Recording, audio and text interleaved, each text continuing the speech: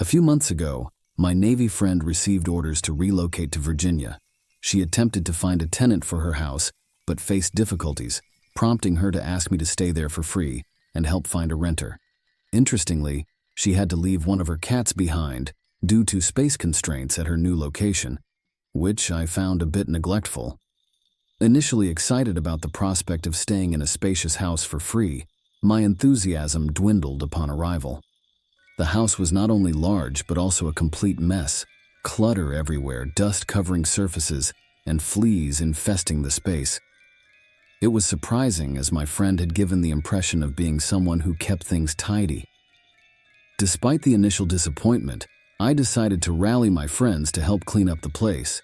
While assisting my friend with packing, she shared details about her ex, an Army member from a different unit. Initially perceived as nice, he later proved unsuitable for her, especially during their breakup. His reaction included destructive behavior, such as hitting her boots, scaring the cats, and making the house even messier. I mostly avoided the place until a scheduled cleaning day with my buddies. One night, after having dinner with a friend, I discovered a broken window and a puddle of water inside. The situation took an eerie turn when strange noises and a feeling of unease made me hesitant about being there. Despite these concerns, I continued my efforts to care for the cat, even involving the police when necessary. The break-in incident left me uncomfortable about returning to the house. Fearful that my friend's ex might return, I only visited when needed. However, during one of these visits, I encountered an unpleasant surprise. The house had developed a musty and moldy smell, with a severe water leak causing damage to the floors and ceiling. Curiosity led me upstairs, where I discovered the source of the leak, a running faucet in a locked room. Concerned about potential dangers beyond the locked door, I called the police again for assistance. Together, we opened the door to find a flooded bathroom but no signs of foul play. Upon reflection, it became clear that the troublemaker, likely my friend's ex, broke in to cause havoc.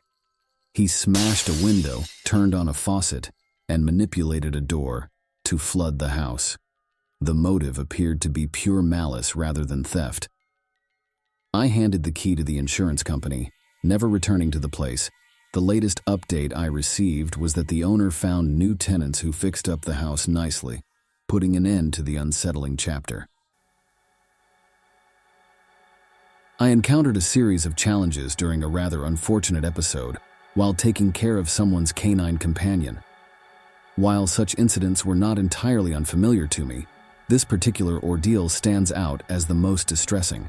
My foray into dog sitting commenced at the tender age of 13, and I had garnered some decent remuneration from it. My modus operandi involved posting about my dog-sitting services on social media platforms like Facebook and Instagram, leading to inquiries from pet owners seeking my assistance. One day, a message on Facebook caught my attention. The sender, whom I'll refer to as Mr. Brown for privacy, explained that he and his wife were planning a week-long trip to Florida and required a dog sitter for their beloved canine companions, Mina and Letty.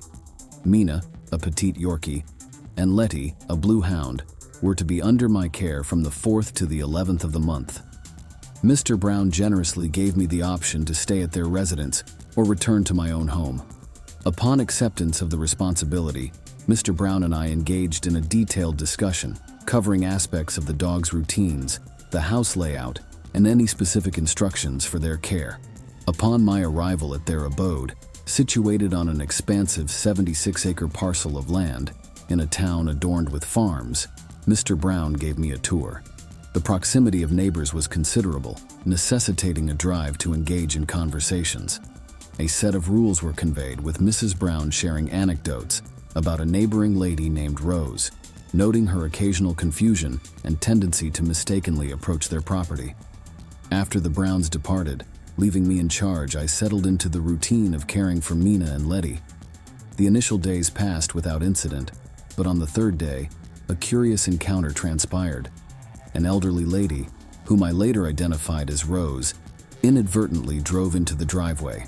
Upon my appearance, she hastily retreated. Unbeknownst to me, this event triggered an unusual call from Miss Rose to Mrs. Brown, in which she erroneously reported a potential robbery. During a subsequent phone call with Mrs. Brown, I recounted the encounter, dismissing the misunderstanding. Little did I know that the tranquility of that night would be shattered. Around 2 a.m., I was roused by faint scratching sounds outside my window, akin to tapping.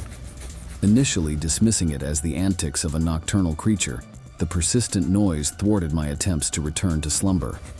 Determined to dispel the disturbance, I ventured to lift the blinds, only to be met with a shocking sight. Miss Rose, armed with pliers, attempting to manipulate the window. Startled, I retreated, prompting the dogs to bark. Instinctively, I sought refuge in the bathroom, locking the door as a precaution. The unsettling tableau unfolded as I called 911, detailing the situation and providing the address. The response assured me of police intervention within 10 minutes. Keen to keep the dogs quiet, I secured them in a closet adjacent to the bathroom.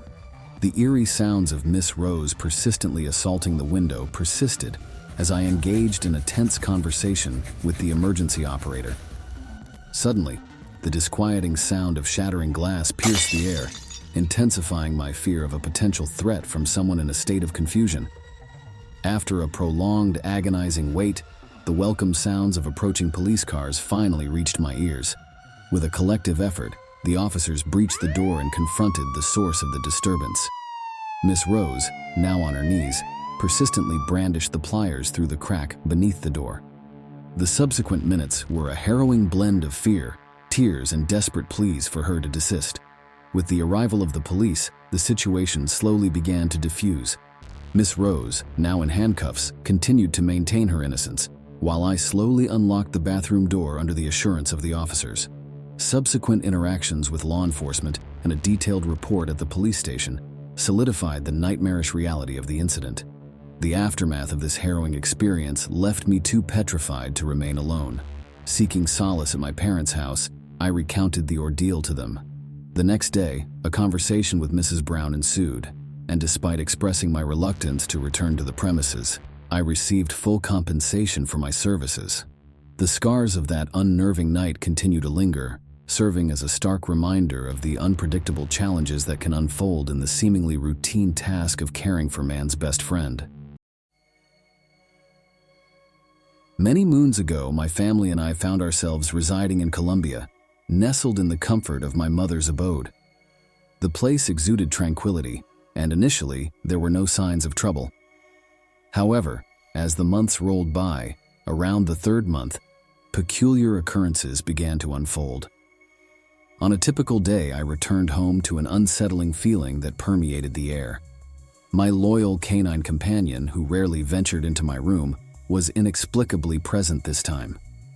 Perched by my bed, he quivered with his tail tucked between his legs, an unusual sight.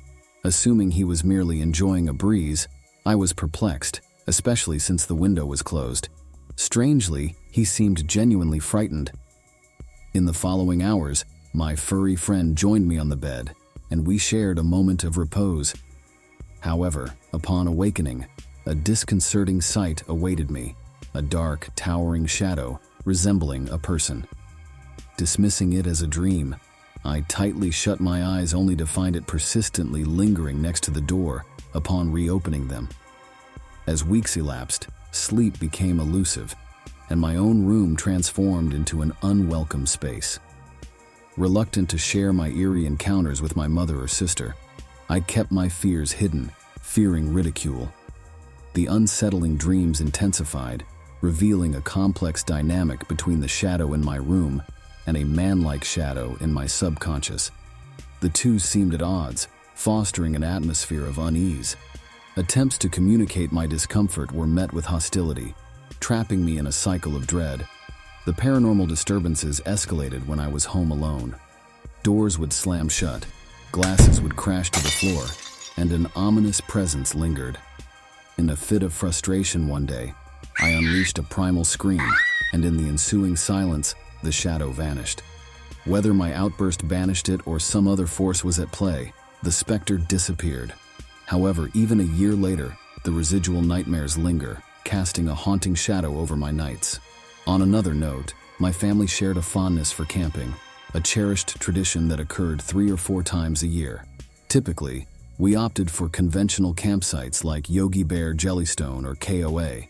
However, this time, a shift in our adventure-seeking spirit led us to the White Mountain National Forest for a more primitive camping experience. At the age of 15, navigating my angsty teenage phase, I wasn't particularly enthused about the prospect. Nevertheless, the pristine beauty of the forest awaited us. As my parents set up camp, my younger brother Jeffrey and I seized the opportunity to explore the surroundings. Engaging in typical banter, our conversation took a playful turn when I decided to tease Jeffrey about getting lost and encountering bears or monsters. Although intended as harmless jest, Jeffrey's growing unease compelled me to reassure him. As we meandered, my eyes searched for an idyllic spot by the water for potential swimming or fishing activities. Serendipitously, we stumbled upon the perfect location, captivating my youthful senses. Conscious of the fading daylight, we retraced our steps back to camp. An evening of board games, a crackling campfire, and the usual family rituals ensued before bedtime. Jeffrey and I retired to our respective tents, equipped with sleeping bags, a lantern, and minimal provisions. Sneaking a DVD player for a movie night, I drifted into slumber, only to awaken inexplicably. Startled, I noticed Jeffrey's absence. Venturing out of the tent, I spotted him heading towards the trail we explored earlier. Concerned, I urged him to return, wary of our parents' discovery. Amidst my efforts, a rustling noise emanated from my parents' tent, heightening my anxiety. To my relief, Jeffrey continued walking towards the lake, seemingly unaffected by the disturbance. However, as I followed, an unexpected encounter unfolded. A shadowy figure emerged, revealing a disheveled man with greasy hair, a mustache, and a sinister aura. In his hand, he clutched what appeared to be a hammer, triggering an instinctive flight response.